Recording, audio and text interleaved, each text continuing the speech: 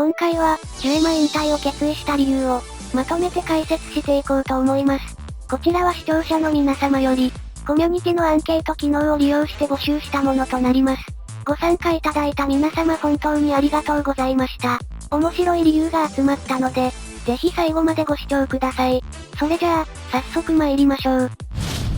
大人になって周りが辞めたから、アンケートでもダントツの 71% を獲得した。自らの成長とともに、カードゲームというこっぱずかしさと、時間もなくなってきたこと、それらに伴い周囲の友人がジュエマをやめていったことが原因となります。ジュエマは対戦する相手がいてなんぼですから、周りが辞めていくと、それがきっかけとなってしまう人非常に多いんですよね。ショップなどで学校の友人以外のコミュニティがあれば良いのですが、小中学生にとっては、知らないところに一人で馴染むってかなりハードルが高いです。確かに僕も、友人が引退したため、仕方なくジュエマをやめたのでした。でも未練があるのか、数年ぐらいカードを処分できていませんでしたね。ボルバルマスターズ。アンケートでは意外にも 5% という結果でした。当時のジュエマはボルバルザーク一強の時代。ボルバルを倒すにはボルバルだと、ボルバルを入れないデッキに人権がないほどでした。そんな多様性もクソもない環境に、うんざりしてやめたというわけですね。全国からボルバル禁止運動が起こるほど、当時のヘイトは凄まじいものでした。ちなみに僕の知人に一人ボルバルが原因で辞めた人がいましたね。超次元。2010年に新たに登場したギミック。超次元の登場により、こんなもんジュエマじゃねえと、引退を決意した人がアンケートでは結構多い 13% でした。超次元とは、これまでのジュエマの場に、新たに超次元ゾーンというものが新設されるのですが、これが当時賛否両論だった理由に、僕は遊戯王が原因の一つだったと思います。当時の遊戯王は、シンクロ召喚全盛期の時代でした。それを真似したかのような超次元という新ギミックに、当時の DMP は、どこか敗北感や劣等感を感じていたのではないでしょうか。遊戯王なんて気にしないで、ジュエマはジュエマらしくていいのにと、そんな思いが超次元を拒絶する一因だったのだと思っています。まあ、これは僕の偏見なので、あまり気にしないでください。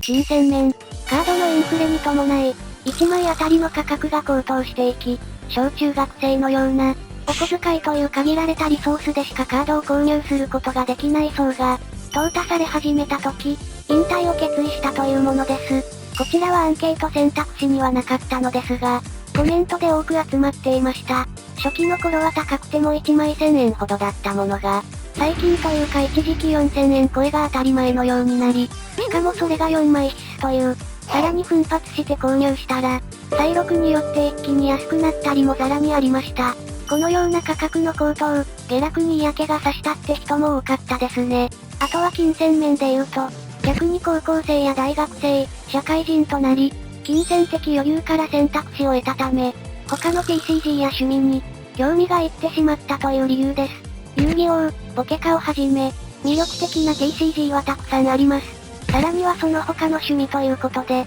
軽音などバンド活動や、恋愛やアルバイトなどで時間が取られて、自然とフェードアウトしていった人もとても多いと思います。もちろん、この頃から逆に、エンジョイからガチ環境へ参入した人も多いでしょうね。カード名。これは主に主人公が切り札勝負から、切り札カッタに変わったことにより、ジュエマ全体というか、カードの雰囲気が一新され、それが受け入れられなかったために引退を決意したというものです。これまでのかっこいいカード名から一転、どんどん吸い込むナウやホーリー投げるバナナなど、明らかに低年齢層受けを狙っているようなカード名が、このエピソード1以降から増えています。以降も低年齢層向けのカードは増えていき、さらにカッタが終わったかと思えば、今度は切り札ジョーとジョーカーズの時代、ジョーの解体から生まれたという設定から、若年層向けのジュエマが終わることはなく、それについていけずやめてしまったというわけですね。確かになんとなくわかります。やめるほどではありませんでしたが、ジョーカーズやメタカードに関しては少し嫌悪感を抱いてしまいました。個人的には初期のような、クリーチャー感がある方がかっこよくて好きだったのです。遊戯王、ジュエマ最大のライバル TCG。モンスター、魔法、トラップを基本として、相手ターンにも読み合いが発生する。ちょっと大人向け TCG。この遊戯王も誰もが一度は触ったことあるカードだと思いますが、中学生や高校生など、ちょっと大人になっていくにつれて、子供っぽいデュエマよりは、高度な駆け引きを楽しめる遊戯王の方が、面白いしかっこいいと、浮気してしまった人多いと思います。自分はそうでなくても、周りが遊戯王に行ってしまったとか、そういった原因もありそうですね。僕も中学生の頃、一度遊戯王に足を突っ込んだ経験がありますから、誰もが歩む道なのかなと思っています。ただ結局はデュエマなんですよね。遊戯王って確かに高度な駆け引きや、スタイリッシュなカードデザインが特徴的で、かっこいい TCG なのですが、デュエマには遊戯王にはない豪快さがあります。豪快なコンボをはじめ、大型クリーチャーだっています。そして何より、デュエマはドローがたくさんできます。遊戯王はドローや手札関係は、かなり厳しいカードなのですが、デュエマはたくさんドローできたり、デッキを触る機会が多いです。せっかく TCG をやっている以上、このカードに触るっていうのも、一つの楽しみなのではないでしょうか。それが好きすぎると、多分ポケカとかに行ってしまうのだと思いますが、いずれにせよデュエマには、遊戯王を上回る魅力はたくさんあります。あと子供の時触っていたものって、思い出補正とかで、すごく印象的なものになるんですよね。そんな我々にとってかけがえのないデュエマというカードを、懐かしんだりして、あ、やっぱりデュエマだなと、復帰する人もたくさんいたと思います。結局何が言いたいかというと、遊戯王に浮気して一度は引退するものの、結局ほとんどがデュエマに戻ってくるよねって話でした。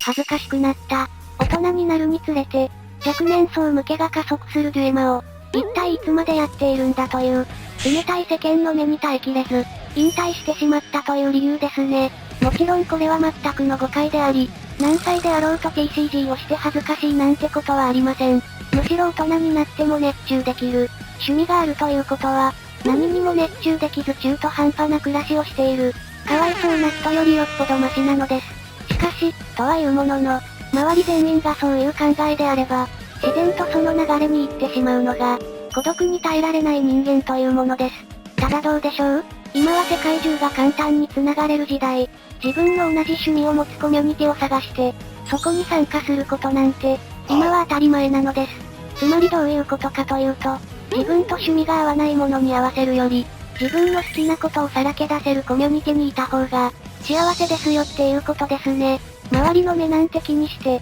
自分の好きなことをやめるなんてそんな悲しいことはありません。もし、そういった理由で悩んでいる人は、自分だけでもそういった界隈に入り込む、勇気と行動力を持った方がいいですよ。ちなみにこれが原因で辞めた人をディスっているわけではありませんので、そこだけは誤解のないようお願いします。以上、デュエマ引退の理由をまとめてみました。いかがだったでしょうか？動画内で紹介したのはほんの一例です。皆さんの引退した理由は、ぜひコメントから教えてください。ここまでご視聴いただきありがとうございました。よかったらチャンネル登録や高評価で応援よろしくお願いします。